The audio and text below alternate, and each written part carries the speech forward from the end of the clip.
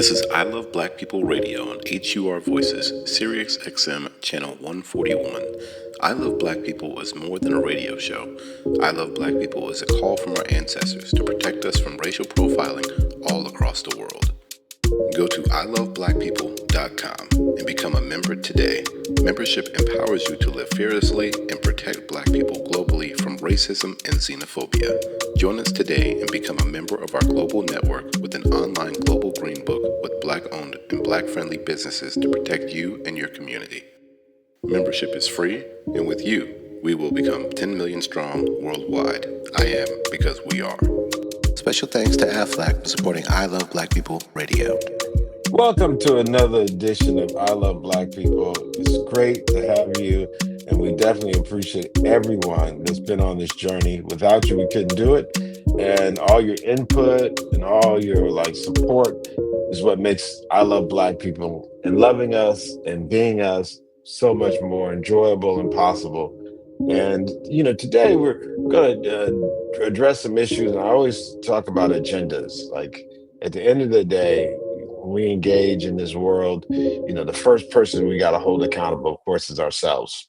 And with that being said, when we hold ourselves accountable, what do you hold yourself accountable to? Of course, principles, what's right, that type thing, but also your own agenda. Too often we've been used politically for political parties, for politicians, and not really understanding the importance of politics is about agenda. What is it in your life, in your family's life, in your community's life? What are the priorities you have? What are the things that are important? And when you start talking about politics as it relates to electoral politics, you're saying that these are people and these are institutions that are going to help increase our quality of life. And if these things are going to help increase your quality of life, well, what are the priorities of that quality increase? What at what cost? What is the importance of different things? What is the urgency of different things? Now, so often we allow other people outside of ourselves to determine that, unfortunately. We allow politicians to determine what's important. We allow political parties to tell us what's important, when the truth is, we're the only ones that have the ultimate control over ourselves and what happens to us. So if we're going to hold anybody accountable for this agenda or the priorities, it's got to be ourselves. And I think one of the things, as I've talked to you about, the issues related to violence, issues related to the U.S. foreign policy and the racism that it involves with Zimbabwe sanctions and the embargo in Cuba. And I've also talked to you about something very important, and that's DC statehood. And I think at this point, we're talking about it in context to some of the recent attacks on what we call home rule by the U.S. president, which again, DC and the citizens in DC have been under attack for quite some time. As you know, and some don't know, and this is something I think is key. People oftentimes we refer to the capital of the United States, Washington D.C., as the nation's capital, and we refer to it as the city. Now, I'll be candid. I came to DC by way of Tuskegee from to go to Howard University. I still remember when I was a kid when I would see on the TV the national news where they would have some correspondent in New York and somebody in Washington. And I just be very candid. As a young kid, I thought that was somebody on the East Coast, New York, and somebody on the West Coast, the state of Washington. So I thought it made sense to me that you would report the news on both sides of the country, from east to west. But that wasn't the case. It was actually Washington D.C., which is also on the East Coast, but happens to be the nation's capital, uh, the political capital, at least, and then New York being the financial capital at the time. Some probably could say DC is both at this point with the regulatory regime. But that being said, it was always in my mind that, there's a lot of people who don't know what's going on in Washington, D.C. And people would be told, oh, they shouldn't because of the capital. Even though London, Paris, there's so many cities that are the capital that also has access to vote and representation. But in DC, they don't. Now, many people have said contextually, a lot of this lack of sovereignty or exercising taxation without representation has been because of the racial makeup of DC. DC has been Chocolate City, and it's been literally leaning totally Democrat. So there has always been a political undertone, partisan undertone about the statehood of DC, uh, tipping the balance, as it were, to give more votes in Congress to the Democrats. Now, this has been discussed so long to the point where, again, right now we're in a situation where the House and the Senate is controlled by the Republicans, as well as the White House. Now, throughout this whole span of the last several decades, though, there's been plenty of opportunities where it's been the Democrats controlling both houses as well as the White House. And I'm going to say this in a way that just makes it clear. Oftentimes, we've allowed those who benefited the most from our political electoral loyalty to have us wait. And what they would tell Washingtonians, as much as they supported the Democratic Party, that the issue might be too volatile, it's not the right time. We would always be denied and delayed, delayed and denied statehood, even a vote from the floor. And these are the things, these are the tricks these folks will say, just talk about a political party that they support, our agenda. We give them our loyalty and a 90 percentile of our vote. We out support them to any other constituency, and yet we're told that we have to wait while other constituencies who aren't that loyal for for them to have their agenda to be fulfilled, even if those agendas are somewhat incredibly wickedly violent, incredibly, in their own selves provocative. But somehow our issues oftentimes in the Black community are deemed a bridge too far. So that being said, it becomes a pattern where people then exploit us for the vote, but then don't use that uh, opportunity now to be elected to champion our agenda. They do all the other things besides making sure that we get our vote. So, and the tricky part of this, what they'll do is make sure that the actual agenda of ours doesn't even make it to the floor for a vote. Same thing happened to reparations. Many of these issues will be stuck in what they call committee and won't be able to get out of committee. But when we say controlling the House and the Senate, that means one political party now gets to nominate the chairs and the people who control the different subcommittees and committees. Reparations and statehood have been issues that have not oftentimes made it out of committee to ultimately make a floor vote up and down on the issue.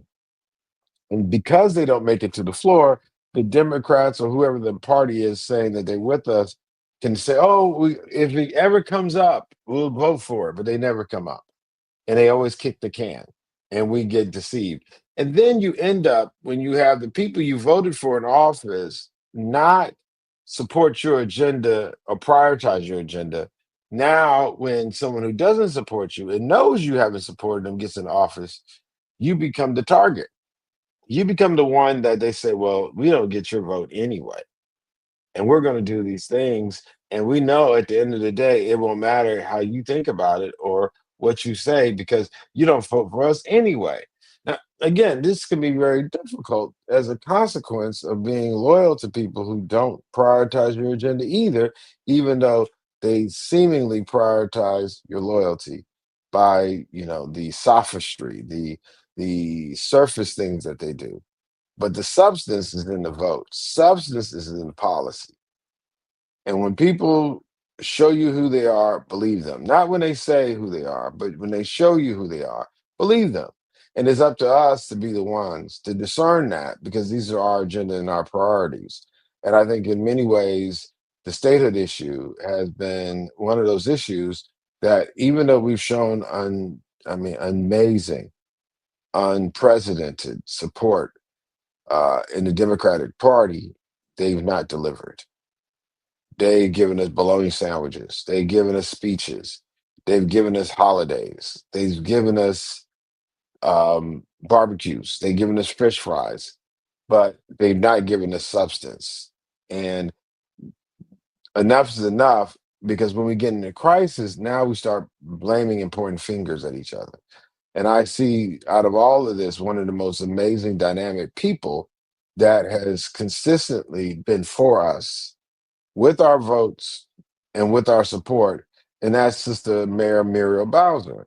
Now, again, Muriel Bowser is somebody I've known. She's worked for me and worked with me on, campaigns. Adrian Fenty's first campaign. She was my Ward 4 coordinator. And again, she was the ANC. Her dad, Joe, like, she comes from a Washingtonian family that's been committed to the people. And she was in service at the time. So she's been someone who's always been. I remember my first time I met her, she was doing a candlelight vigil at a school after work, as a elected ANC commissioner, which is a free position. When I say free, it takes time and money to do it, as far as your time and effort, but it's not a paid position. She did that because she cared, and she came from a family that literally made service and civic involvement priority, full stop. And what we see her now as mayor, and this, she's a three-term mayor. She's literally the first woman, black, white, green, whatever so-called race. She's the first woman to be the elected three times of a major city. Now, again, I even hear people talk about what they think about her and her decision making. I say I think it's fair to critique all politicians, but the main critique is in the ballot box. And this amazing, dynamic, wonderful sister's been real. She's been elected three times. So that lets you know that there are people, and she's run against candidates, and some super amazing as far as their ability to get votes. I won't say super. She's super amazing. I think they've not been super amazing because they didn't win. Or or maybe if you lose doesn't mean you weren't super amazing. So let me just take all these things back. But I will say she's super amazing and she won. And if you want to be on that side, I think that's a great side to be on. Because I've lost elections, so that didn't make me not super great. So let me say that I've held elected position. I'd say three terms, and then I lost. Do I think I wasn't super amazing? I think I was super amazing, but I lost. So again, but this is electoral politics. So when people talk about who they like, I try to be very clear. I don't care who your favorite politician is, somebody don't like them. So if we make this about hating or loving politician, that's not a political strategy. That's really some emotionalism. That's fair. That's a part of our humanity, but that's probably not the best way to determine your political strategy, love or hate.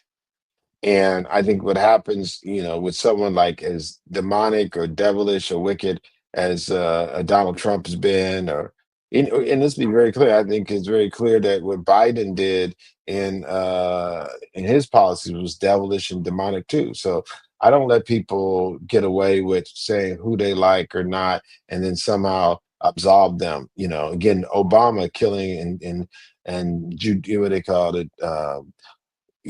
Assassinating people, the things he did was demonic and wicked. So I think we should be very, very clear that, the cult of personality and the people we like shouldn't determine our principles. We should know if something's wrong or right. And I tell people, don't make it too spooky. If you can't pray on it, it's probably not necessarily the right thing to do. If you're praying over lying and cheating and stealing, I don't know what type of person you are. But that being said, it's very clear that we need to make sure we hold ourselves accountable first. But then when we start talking about these politicians, the ones we like, the ones we don't like, that we literally should be holding ourselves accountable on principles. And I've seen it in many ways where people attack. And let me just also say this: if you don't like a politician or you don't like someone, that don't mean you have to be disagreeing with someone as adults. I think is a part of being a part of adulting. But you don't have to be disagreeable.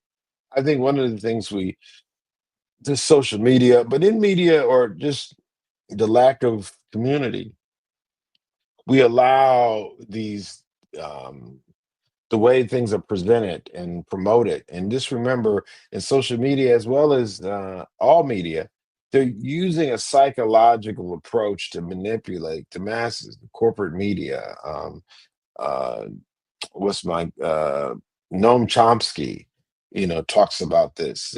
How the media is used to manipulate us through propaganda to have us have emotional response. And these emotional responses can literally cause us to be very angry and take it out on. We may not have access to the politician, but we have access to their supporters or our neighbor, and we end up doing things that are just very, very harmful and wicked, as if even in some ways maybe more wicked than the politicians that we talk about that we don't like. Because again, many of these politicians are bought and paid for, and they're being manipulated by the corporate folks that manipulate the media to manipulate the media. I mean, manipulate our opinions, but that manufacturing of our opinion process is being done by people who don't know us. When you see this vitriol and meanness for folks who know each other, that's where it gets very, I think gets rather sad. I get a little melancholy a little bit when, it's one thing a total stranger, even the racism or any of these other isms, when a total stranger does something, you're really, it's still terrible, wicked, horrible. But when it's people and they disagree with you, but then they allow their disagreement to make them say and do things that are mean. And again, I go back oftentimes in the activist way, how we used to talk about being conscious when we were talking about some of the black activism I'm involved in.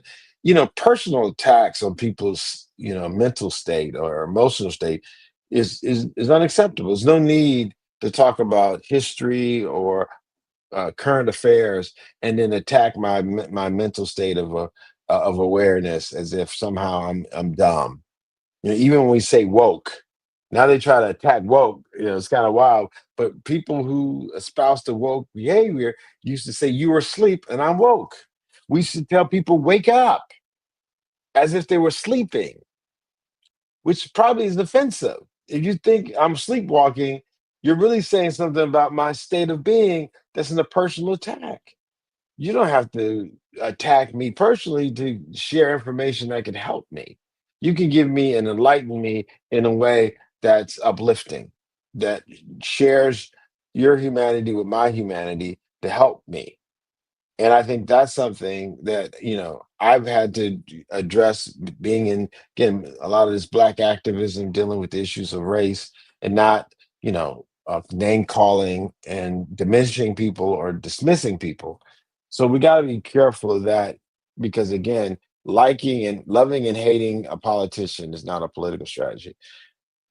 But onward with my analysis and thought and care and love for Mayor Muriel Bowser. I'd say in her case, what she's in the situation, I mean, we can probably continue this in another episode, is that she doesn't even have a city that is the typical context.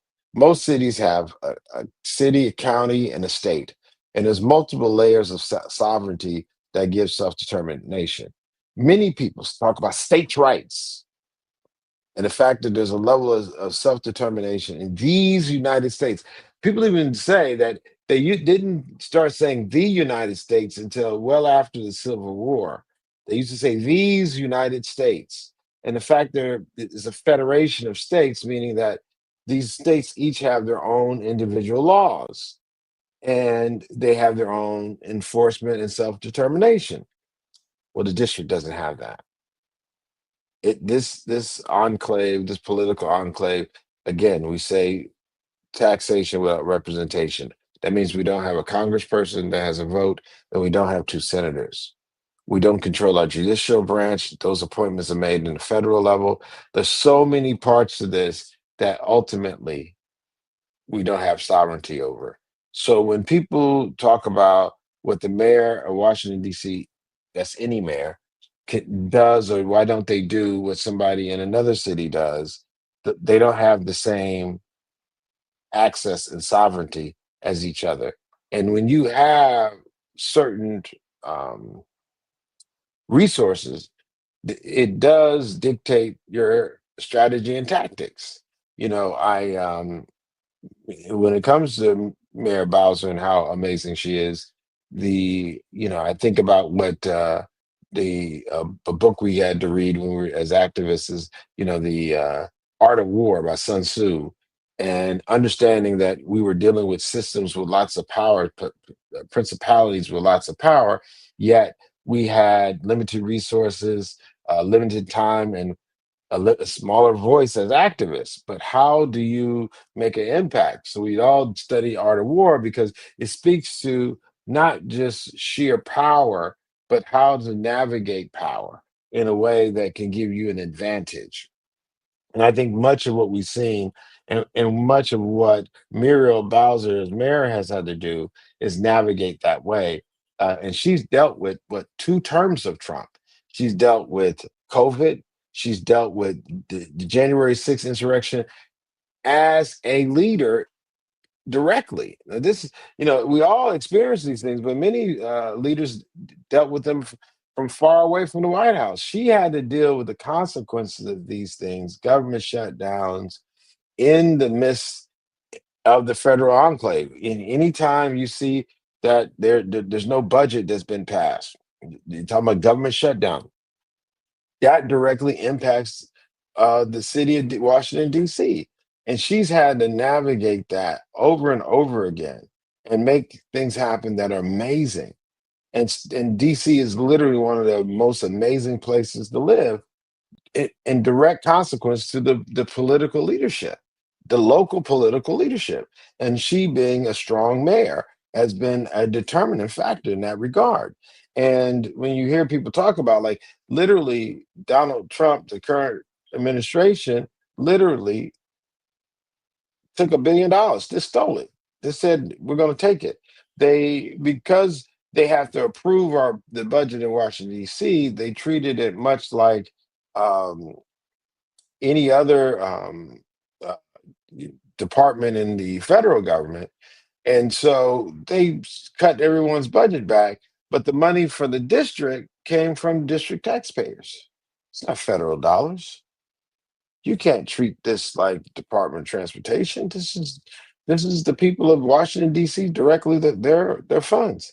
So she's been managing all these things without having a congressperson with a vote, without having a senator. Again, people who can introduce or block bills. DC doesn't have that. And we could talk about the Democratic caucuses, be it CBC or others, but these folks are not interested in the district government. They're not interested in the 700,000 people that live in Washington, D.C. They have their own political agenda. And in many ways, it seems like, the mayor has been by herself. If you listen to no, if you watch the behavior, because people do rhetoric all the time, wah, wah, wah, and then you see what do they do? What are they doing to be helpful? So I think it's very important because when we look at all this, Mira Bowser is navigating not just the president, she's also navigating Congress, because Congress is the one that can actually extend the emergency that DC's under. They're the ones who then puts the legislation together to diminish even more home rule. Home rule. So she's trying to make sure that the media is not used as a tool to create a more difficult situation. One, and then she's trying to minimize the political impact of this media. If this becomes a shouting match, then the media becomes very important, almost central to the drama. So then now the media that we already know doesn't portray Black people in an honest and fair way. A media we already know that's misogynistic and doesn't show women in the proper way. A media that we already know that doesn't respect Black leadership, Black women leadership. That is not the tool that you want to then use if you're trying to protect the residents of Washington, D.C., because you know it's a tool that you don't have control over, that has a history of being anti DC, anti Black, anti-women and anti-black leadership. So Mirabals understands these things. So she's trying to lower the temperature, not increase it. Now, I will say this: there are activists out there. Now, the only thing I sometimes have issues is with these paid activists. They're getting paid by someone with an agenda, just like the corporate media. We used to think the media was some unbiased, objective source. It's not. It's owned by corporations, people with their own agenda. Well, but when we talk about nonviolent action, just know rhetoric is not violence. It's actually a form of nonviolence. And we're not going to out violence a Trump. We need to fight fire with water. And we will not only be victorious, we're on the right side of nature, the right side of God, and on the right side of history. Because their behavior is unnatural, ungodly, and ahistorical. But again, we will continue this conversation. Shout out to everyone who continues to support us. Make sure you go to info@iloveblackpeople.com. Shoot us an email. Our phone number is 202-558-5143. Give us a shout out on the phone. And as I always leave you, I am because we are. And thank you. This is I Love Black People Radio on HUR Voices, Sirius XM Channel 141. I Love Black People is more than a radio show. I Love Black People is a call from our ancestors to protect us from racial profiling all across the world. Go to iloveblackpeople.com and become a member today. Membership empowers you to live fearlessly and protect Black people globally from racism and xenophobia. Join us today and become a member of our global network with an online global green book with Black-owned and Black-friendly businesses to protect you and your community. Membership is free, and with you, we will become 10 million strong worldwide. I am because we are. Special thanks to AFLAC for supporting I Love Black People Radio.